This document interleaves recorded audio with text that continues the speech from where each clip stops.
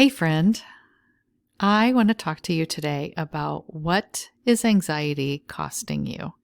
What is depression costing you? What are those destructive habits costing you? Those destructive habits that you have because you're trying to feel better from the anxiety or the depression.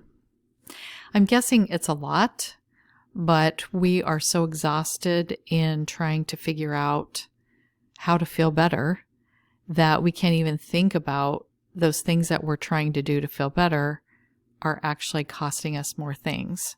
So today we're going to be talking about, this is our last section about talking about the side screen. You can go back and listen to other episodes where I talk about the different ways the side screen gets in our way. But today we're going to talk about how can we use, whenever that side screen comes up and either shows us things to be worried about, tries to urge us to do things that we think will feel better, but actually end up being destructive, or when it's trying to depress us, when that activates and is trying to show us things, how can we use that energy that it builds up in our bodies for good?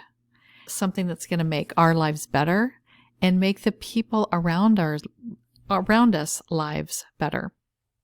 I think a lot of times when we are caught up in our anxiety or in those destructive habits that we're doing so we won't feel so bad about the anxiety, we're really distancing ourselves from people that we love, our friends and our family, and we just kind of go in our room and close the door and stay away from everyone. And we think that that is the solution or that we're going to feel better.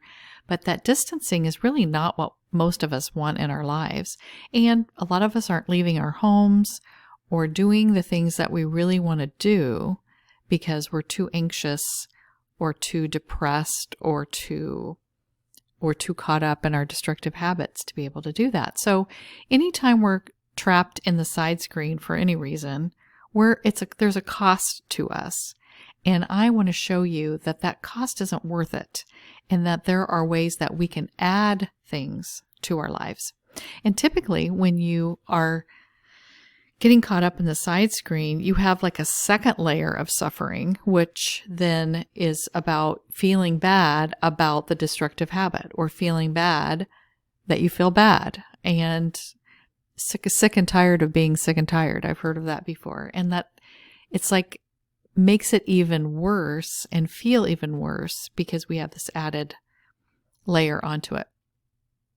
So today we're going to use that energy that's built up by wanting to do those destructive habits, or that energy where we're sort of pacing around worrying, and we're going to use it to do something.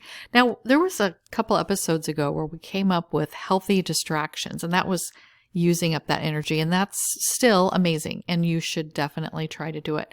But this is more of an altruistic way of using that energy by doing something good based on our values, and also based on wanting to make other people's lives good. So we're going to use that when the side screen lights up to show us any of the things. We're going to use that as the reminder, or like the alarm going off, like, oh, it's time for me to do something nice for other people, and something that is healthy for me and healthy for other people and will encourage other people. And, we made a list of healthy distractions that we can go to when we need to. Today, we're going to make a list of things that we can do showing loving action. And it's actually going to rewire our brain from watching this side screen and looking inward and how terrible things are, but we'll be redirecting to the front and also turning outward towards other people. So I have this Live Your Values card deck, and it's by Lisa Congdon and Andrea, Nicolescu. I just know it by Lisa Congdon, and I'm not sure. I think she's the one that wrote them and wasn't the illustrator. I think the names are for the writer of it and then the illustrator of it. But I got these cards. I don't even remember who suggested them, but I use them with all of my clients. And I'm going to use them today to kind of show you how these cards can be used. And I will put a link to these in the show notes so you can purchase them. I don't have an affiliate with them. I'm going to try to be an affiliate for Amazon, but I'm not an affiliate for this particular values cards, though if they're on Amazon, I'll put that one on there too. But I'm going to show you how you can use them today to create a list of loving actions that you can do. So this is all based on your values, and I use this with my clients because we do a UMAP assessment where we assess what are our values, and then I use these cards to talk through the values to help them kind of come up with a plan on how to use their values in their anxiety management. And that's what we're going to be doing today. And so I'm going to use my top, well, I have 5 cards here, I think. Yeah, but I think 2 of them are similar, and that's why because the names on the cards, the values that are on the cards aren't exactly like the names of all the values in the assessment. So sometimes I have to kind of makeshift that a little bit. So my top value is love and connection. Those are 2 things that are connected together. And there's actually 2 different cards. There's a love card and a social connection card. The love card says to treat others with closeness, warmth, and affection. And that can be anyone. You can love your friends. You can love your family, or love your romantic partner. And then social connection says to prioritize close and ongoing relationships with other people. And I totally do. This is my very top value, is to love and connect with people. And I think that's what's so fun about my job, what has been so fun about my job my entire life. And it is very important to me. And I don't want to sacrifice love and connection for anxiety or depression. And if you have this as a value, you don't either. But sometimes you just get so low in your mood that you start losing sight of these values. So what you do is you think about, what does anxiety, depression, and these destructive habits, if I have them, how are they getting in the way of my love and connection, or whatever your top value is? And you can find a list of values online anywhere. I mean, you can just look up values list and you'll find 1,000 of them, and you can just pick up any list and just look at it and just go down the list. Like, if this is a value for me, how does anxiety, depression, and destructive habits take away from that? So when I'm anxious, I don't connect with people as much. I do kind of want to stay to myself. I am quieter or in a bad mood, kind of, or whatever. I don't know if it's kind of like being in a bad mood. Maybe I don't tell my loved ones that I love them as much because I'm kind of in my own head and I'm sitting around thinking about stuff that I am worried about or sad about. And so I want to change that. So what I would do is I would think about, what are some things I could do that show love and connection?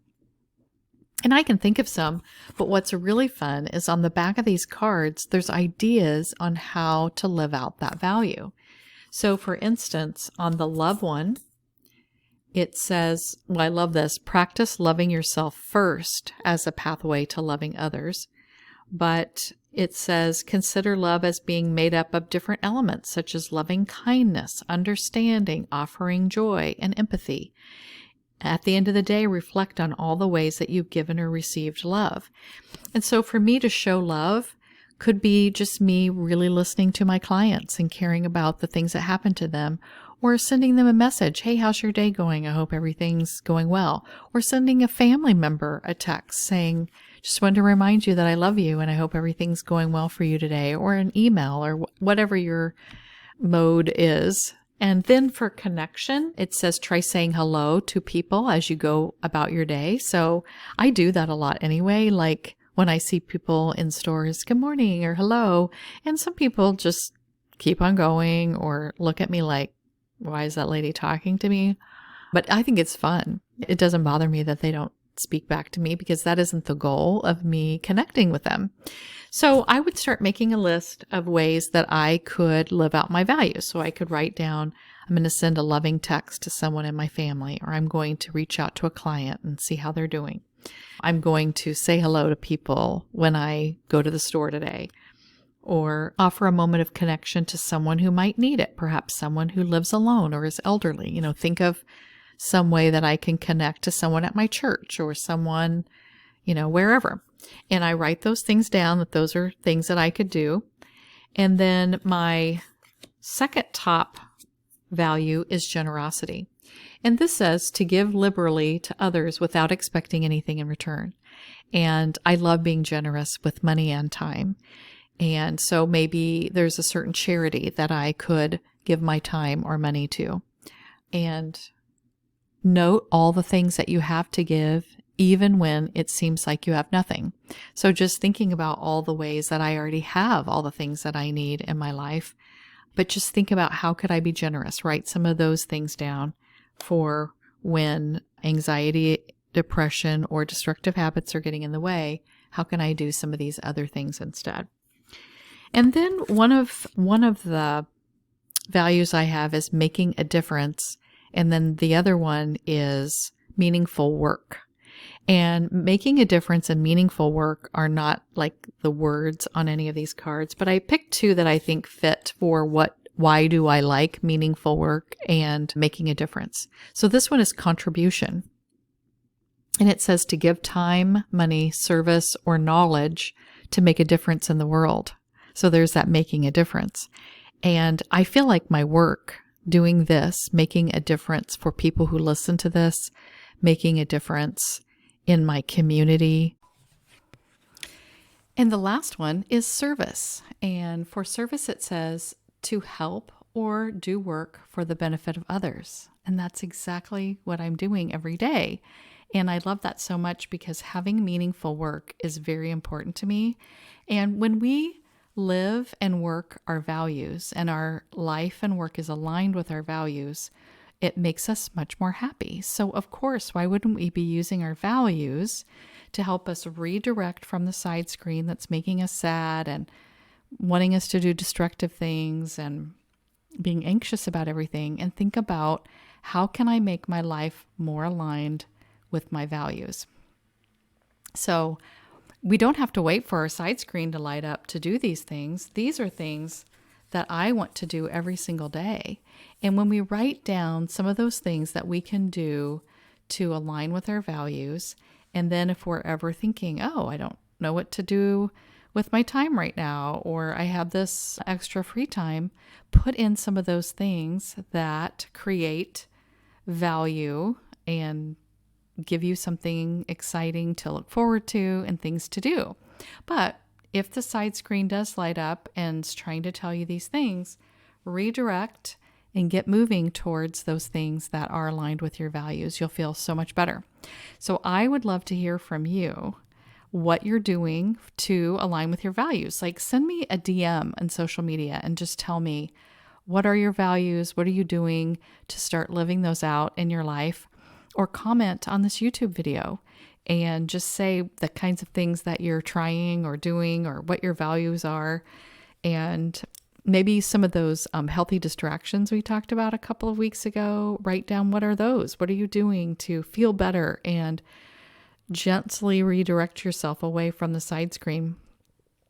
So tell me all the things and I will talk to you soon.